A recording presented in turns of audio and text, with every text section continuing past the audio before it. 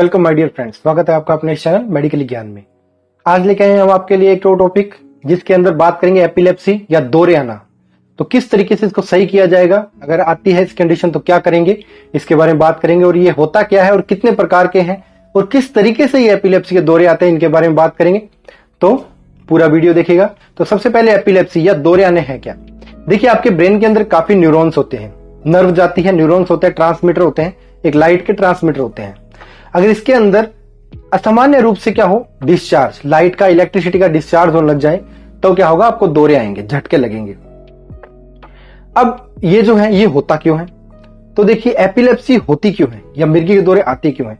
या तो आपके पुरानी कोई चोट लगी है, सर के अंदर चोट लगी है, क्योंकि इसके कोई वैसे तो है नहीं कारण, कुछ आज तक कोई फैक्ट कारण नहीं है इसका। इसको माना ही जाता है कि अगर दौरे आते तो क्या है, आपने कुछ जहरीली चीज खा ली है जो आपके ब्रेन पे इफेक्ट करे, या फिर आपको कोई ब्रेन का इन्फेक्शन हो गया है, ब्रेन में चोट लग गई है, ब्रेन में कैंसर हो गया है, आपका शुगर लेवल बहुत ज्यादा डाउन रह रहा है, आपका बीपी लेवल बहुत ज्यादा डाउन रह रहा है, आपको ब्लीडिंग बहुत ज्यादा हुई है, तो ऐसी कंडीशन में हमें ये देखने को मिलता है। अब बात करते हैं कि दौरे होते कितने। देखिए, दौरों के कुछ प्रकार होते हैं, उसके अकॉर्डिंग हम इसका ट्रीटमेंट करते हैं। देखिए, एक होता है पार्शियल। इसके अंदर क्या होता है, ब्रेन का एक छोटा सा हिस्सा इससे इफेक्ट होता है और वहीं पर ही जो डैमेज होता है वो होता है, उसके बाद उसी को सही किया जाता है। ये 1-2 मिनट के लिए होता है और फिर इसके बाद आप वापस से सही हो जाते हैं। सेकंड वन जनरलाइज्ड होते हैं, मतलब ये क्या है, पूरे का पूरा ब्रेन आपका, जनरलाइज मतलब पूरा का पूरा ब्रेन इसके अंदर काबू में आता है और झटका कहीं से भी आ सकता है। ये दौरा उसका ये भी 2 या 3 मिनट के लिए होता है और उसके बाद ये क्या है, ठीक हो जाता है और कई बार नहीं भी होता है। अगर ये केस बिगड़ जाए तो थर्ड में आते हैं हम, जिसे हम स्टेटस एपिलेप्सी, या फिर इसको हम कहते हैं कंटिन्यूसली दौरे आना। एक के बाद एक दौरा आया, उसके जस्ट बाद में दूसरा दौरा आया, ऐसी कंडीशन होना, ये सबसे खतरनाक कंडीशन होती है। इसके अंदर बचाना बहुत मुश्किल हो जाता है पेशेंट को, तो इसका भी बात करेंगे। अब इसके अंदर कुछ जांचें की जाती है, जैसे हम ब्रेन की ही जांचें, सीटी स्कैन, एमआरआई, आपके लंबर पंचर, मतलब आपकी जो रीढ़ की हड्डी होती है उसके अंदर एक सुई चुभाई जाती है और उसके अंदर क्या एक फ्लूइड निकाला जाता है, सीएसएफ फ्लूइड होता है, जो उसको निकाल के उसकी जांच की जाती है। कोई इन्फेक्शन होनी है, उसका प्रेशर बढ़ गया तो उसको निकाल के प्रेशर कम किया जाता है, इससे भी आराम मिल जाता है। तो ये कुछ कंडीशनें आती है जिसके अंदर हम जांच करें। इसके अलावा आप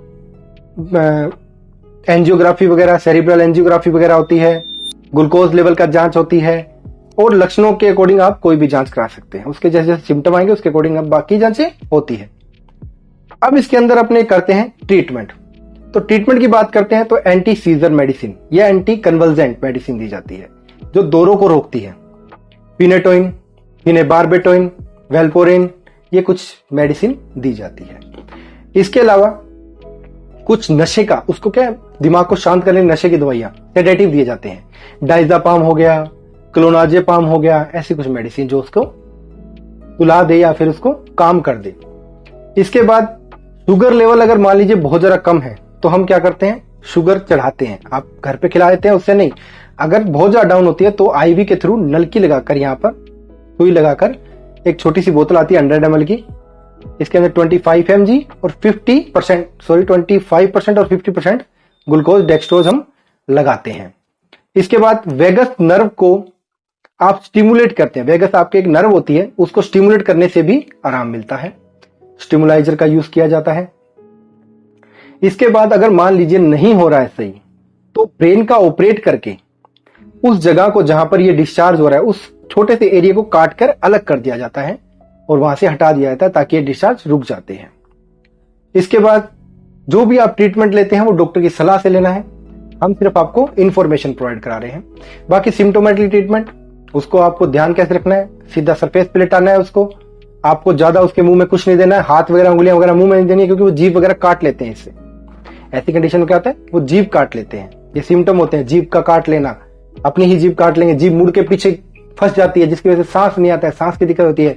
तो हमें कोई चम्मच या कुछ लेके इसको ओपन करना होता है, उसका एयरवे, हाथों पकड़ लेना होता है, उसके जो क्रैम्प्स आ रहे हैं पूरी बॉडी के अंदर उसको कंट्रोल करना होता है। तो फिर उसके बाद ये मेडिसिन भी अपना इफेक्ट डालती है। तो कभी भी ऐसी कंडीशन आए तो आपको डॉक्टर के पास जाना है और हाथों हाथ इसका ट्रीटमेंट कराना है। डिप्रेशन की वजह से भी ये काफी देखने को मिलता है, तो डिप्रेशन नहीं करना है। तो ये था हमारा एक छोटा सा वीडियो। अगर आपको वीडियो अच्छा लगा तो लाइक और सब्सक्राइब कीजिए। जुड़िए हमारे साथ। हम हैं, आप हैं मेडिकल ज्ञान। Thank you very much.